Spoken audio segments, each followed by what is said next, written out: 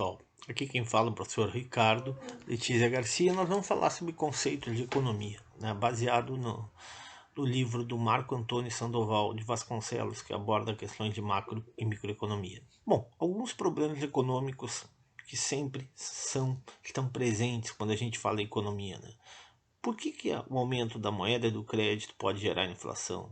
Por que pessoas de diferentes regiões do país e do mundo possuem rendas maiores ou menores, né? Como a política de valorização ou desvalorização do real afeta os resultados da balança comercial e afeta o salário das pessoas. De que forma o juro mais alto ou mais baixo afeta a decisão de consumo ou poupança dos indivíduos. Todas essas questões são questões que a teoria econômica tenta explicar. Bom, a economia é uma ciência social, né?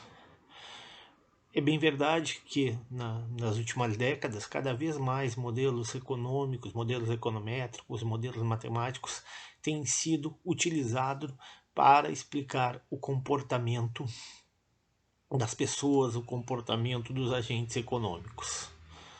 Mas, de qualquer forma, ela continua sendo uma ciência social aplicada. Bom, conceitualmente, né, economia deriva do grego, né, aquele que administra o lar, né? É uma ciência social que estuda o processo produtivo, né, a circulação de bens e serviços e o consumo dos mesmos, né, que são utilizados nada mais nada menos para satisfazer as necessidades humanas. Basicamente, a ciência econômica estuda a escassez, né, e estuda como o uso dos recursos escassos podem ser otimizados, né? Ou seja, de que forma podemos otimizar os recursos produtivos. A questão básica na economia é de que as necessidades humanas sempre são maiores do que a disponibilidade de bens e serviços. Necessidades humanas limitadas, ilimitadas ou infinitas. Os recursos produtivos, por outro lado, são finitos ou limitados, né? E aí, quais são esses recursos produtivos? Recursos naturais, mão de obra, capital, terra, matéria-prima. E há uma escassez, há uma natureza limitada dos recursos da sociedade. Há uma restrição desses recursos, maior ou menor, dependendo de cada sociedade.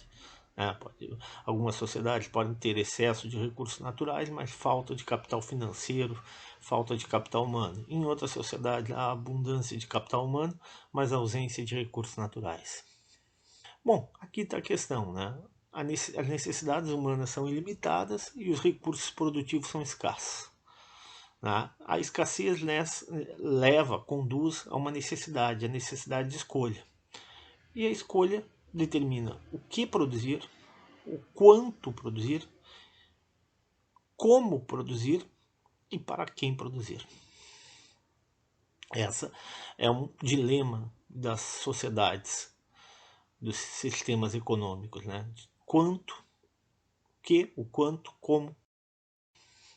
Bom, simplificadamente nós podemos dividir os sistemas econômicos em dois. É verdade que existem intermediários aí, mas nos dois extremos nós teríamos uma economia de mercado do tipo capitalista na sua essência, liberal, né, sem intervenção alguma do setor público, e por outro lado uma economia planificada ou centralizada, né, onde todas as ações, todas as decisões, a produção de bens e serviços ficaria concentrada, os meios de produção ficariam concentrados na mão do Estado.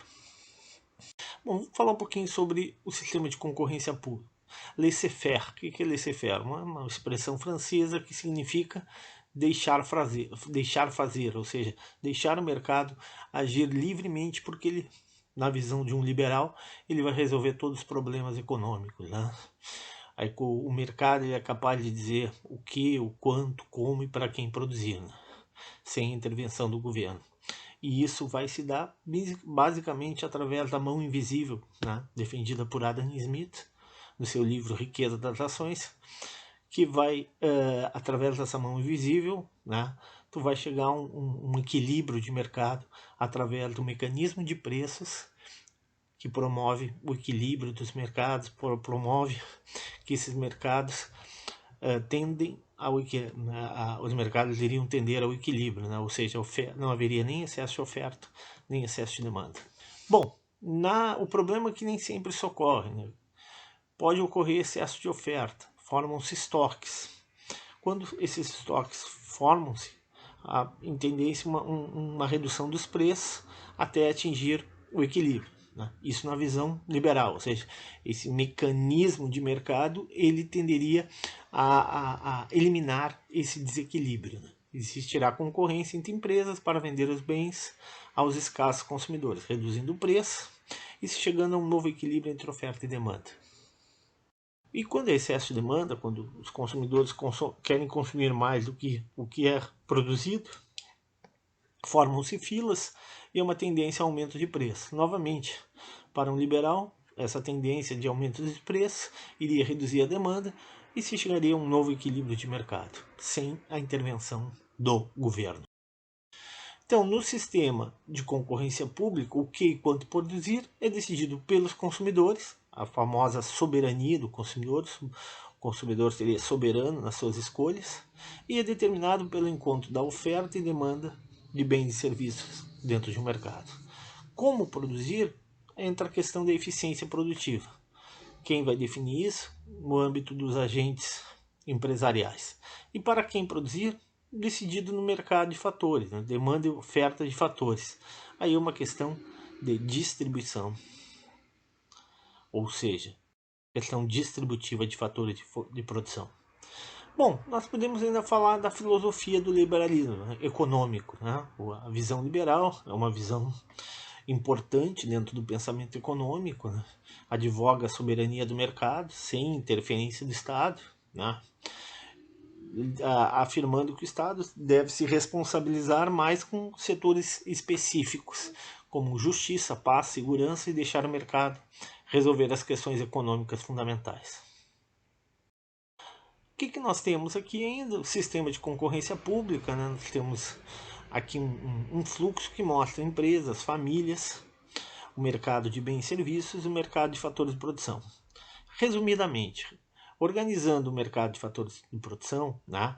Organizando capital humano, capacidade empresarial, recursos naturais e recursos financeiros, haveria a possibilidade, dentro das empresas, da produção de bens e serviços.